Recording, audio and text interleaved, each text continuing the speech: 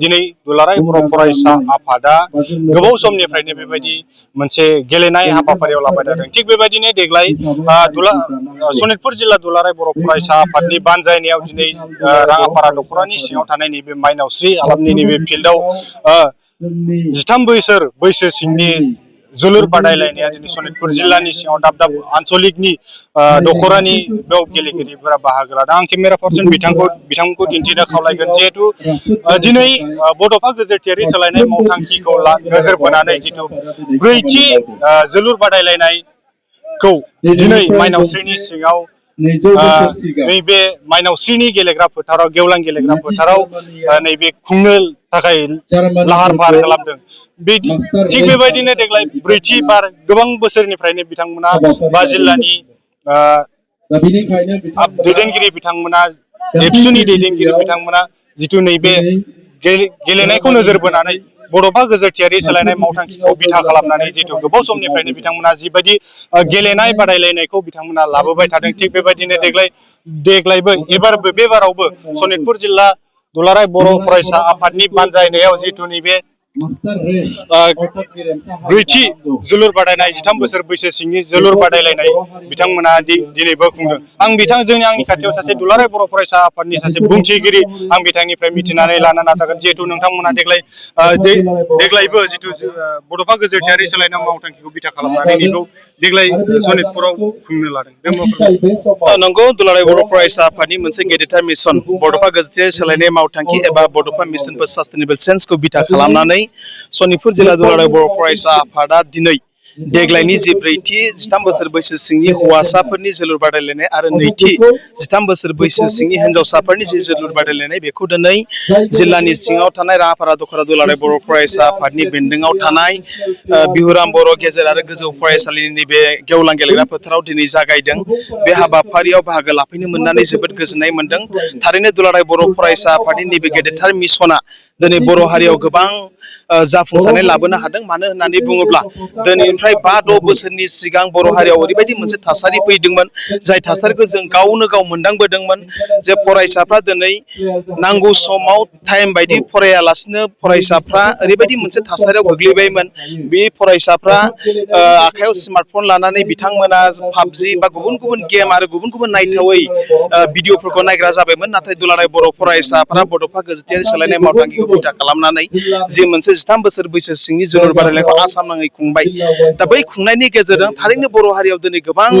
सोलायनाय फैनो हादों आरो फैबाय थानाय समाव नैबे गेदेरथार जि मिशन बेखौ बिथा खालामनानै दुलाराय बर' फरायसा आफादा जि आसाम नाङै 13 बोसोर बैसो सिंनि जोलुर बादायलायनाय खुंबाय थानाय जादों। दा बैयाव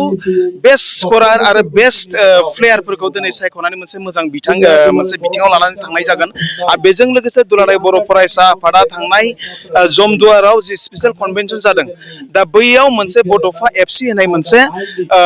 एफसि दानानै लानाय जादोंमोन। नाथाय बै बड'फा एफसिया मुङाव एफसिब्लाबो नाथाय बियो बर' हारिनि थाखाय मोनसे इनस्टिटिउसन। बेखायनो आसाम नाङै जेसेबांखिनि 13 बोसोर बैसो सिंनि जोलुर बादायलायनाय खुंनाय जादोंमोन बैयाव चेम्पियन जानाय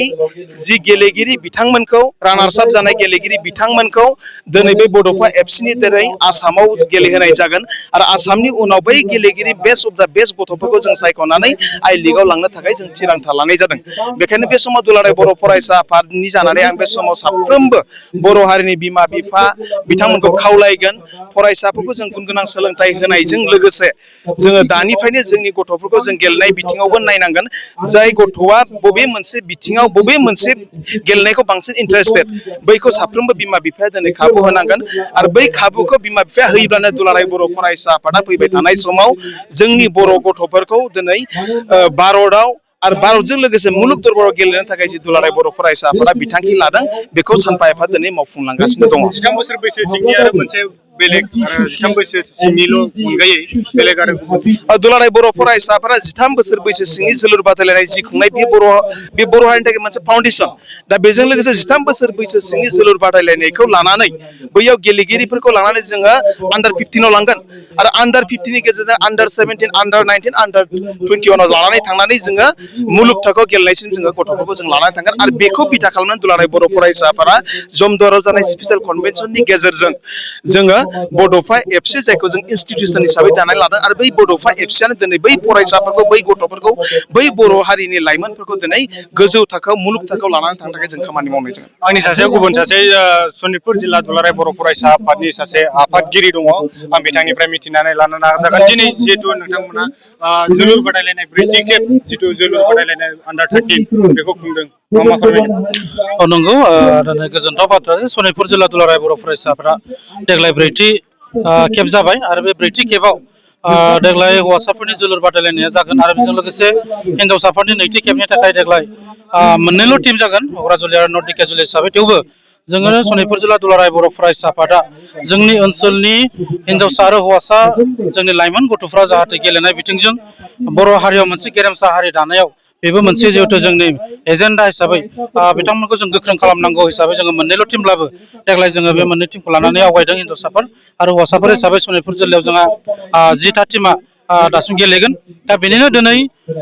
बेखेवजेननाय हाबाफारि आरो बे बेखेवजेननाय हाबाफारिखौ जोङो राङापारा दख'रा दुलाराय बर' फरायसा आफादनि सिङाव थानाय नैबे बिहुराम बर' गेजेर आरो गोजौ फरायसालिनि गेलेग्रा फोथाराव दिनै बेखेवजेननाय हाबाफारिखौ जोङो जागायबाय। जोङो सनितपुर जिल्ला दुलाराय बर' फरायसा आफादा देग्लाय जोङो थांखि लादों जे बड'फा मिशन फर सास्टेनेबल चेन्जनि गेजेरजों बड'फा गोजोरथियारि सोलायनाय मावथांखिनि गेजेरजों जेरावनोखि बड'फा उपेन्द्रनाथ ब्रह्मआ बर' माहारिखौ गेरेमसा हारि दानाय मास्टारेस दानायनि जि सिमां नुदोंमोन बेखौ जों सनितपुर जिल्ला एबसुआ बिथांनि बिहोमाखौ लानानै जोङो मास्टारेस दानायनि थांखिजों जोंनि उन्दै उन्दै फंबाय बिनानावफ्रा जाहाथे लेखा फरायनायजों लोगोसे गेलेनाय बिथिंजोंबो जाहाथे दावगालांनो हायो गाव गावनि जिउ राहाखौ दानो हायो बेनि थाखाय जोङो एबसु जानानै बेनि सायाव खामानि मावबाय थादों आरो बेजों लोगोसे जोङो देग्लाय गेलेनाय बिथिंखौ जों एसे सोलायदों जे गामाखालि बोसोराव जोङो सानसे एबा साननैनि गेजेराव जोंनि गेलेनायखौ जोङो लायोमोन एबा बे खेबसेयावनो जोङो नक आउट खालामोमोन नाथाय देग्लाय जोङो जोंनि जि गेलेगिरि फंबाय बिनानावफोरनि माखासे जि मास मोनसे मोननै बा किसुमान दख'राफ्रा मास मोनथाम गाहामनिफ्राय जिहेतु फोरोंथाइ बादा होबोबाय थादों रांखावरि गारदों बा बिथांमोना गोबां सोलोंथाइ लानायनि उनाव खेबसेनो नक आउट जायोब्ला जोंनि गेलेगिरि फंबाय बिनानावफ्रा गोसोआव मोनसे दुखु थायोबा मोनसे चान्स खेबसे लुबैफिननाय जायो नाथाय जों बे चान्सखौ होनो हायाखै दा बेखायनो जोङो देग्लाय जों जिल्ला आफादा मोनफ्रोमबो टिमखौ जों खेबनै खेबनै गेलेनायनि गेजेरजों बिनि हाइ स्करखौ लानानै जोङो लिग सिस्टेमाव बिथांमोनखौ जोङो क्वार्टार फाइनाल आरो सेमि फाइनाल गेलेहोनाय जागोन। गोजोननाय थाबाय जितु दुलाराय बर' फरायसा आफादनि जितु मोनसे मावथांखि जितु बड'फा गोजोरथियारि सोलायनाय मावथांखि बेखौ बिथा खालामनानै दिनै सनितपुर जिल्लायाबो नैबे बिहुराम बर' गेजेर आरो गोजौ फरायसालिनि गेवलां गेलेग्रा फोथाराव नैबे सानसेनि दिनै बिथांमोना मोननै जेरै हौवासाफोरनि आरो हिन्जावसाफोरनि गासै मोनब्रै टिमजों नैबे गेलेनाय हाबाफारिखौ लानाय जादों।